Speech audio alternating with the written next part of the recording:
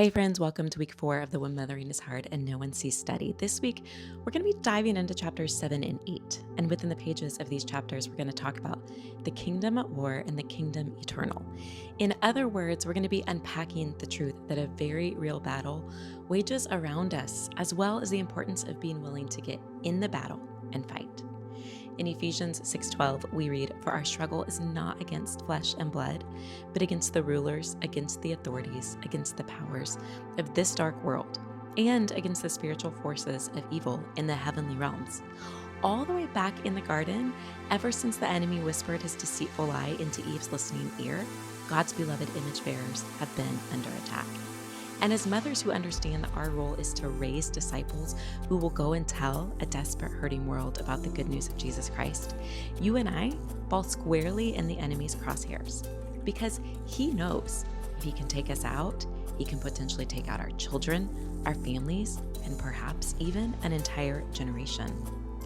That's a sobering reality, but it's imperative that we keep it in mind. So, we're going to identify the enemy and discuss his influence in this world. We'll look at his strategies for warfare, and then we'll discuss how we can put on the full armor of God to engage in this battle and fight back ourselves. Because although it's true that the enemy has influence in this world, you and I are not powerless against his schemes. In fact, we have more power and authority than the enemy will ever have because of the blood of Christ. Jesus has the highest ranking authority in heaven and on earth. And when you and I call on his name, we have more authority in the spiritual realm than the enemy does. That's what chapter 7 is going to remind you of. And that's what I want you to hold on to this week. And then in chapter 8, we're going to look at how this battle is playing out in real time, how the gospel is going forward, and the awakening that's occurring in the hearts of the younger generations, both here in the U.S. and abroad. This is a really deeply encouraging chapter, and I believe it's going to light a fire in your belly and inspire you to get on your knees and get in the fight. In the same chapter, we're also going to look at a verse in Judges that has served really as a source of immense conviction and encouragement to me.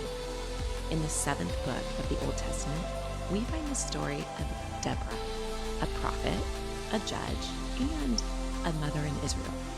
Deborah is reigning during a time when the Israelites are being greatly oppressed by the king of Canaan. As a result, the Lord tells Deborah to command a certain man to muster the Israelites and go fight Canaan's army. But this man tells Deborah he will only go if she goes with him. So Deborah agrees, and in the end, the Israelites destroy the oppressor, and God delivers them. Following their victory, Judges 5:7 says, "Villagers in Israel would not fight. They held back until I, Deborah, arose. Until I arose, a mother in Israel." They are just 7 simple words. Until I arose, a mother in Israel. But I believe they reveal a mysterious truth that God has given mothers a unique ability to arise and fight for their children, their families, and their communities.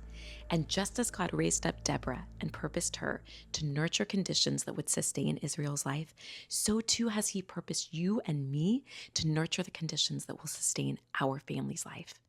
Just as he equipped Deborah to go to battle against Canaan's army, he also equips you and me to go to battle against a known enemy who is seeking to destroy us, our children, and our family. God bless you, friends. I'll see you next week.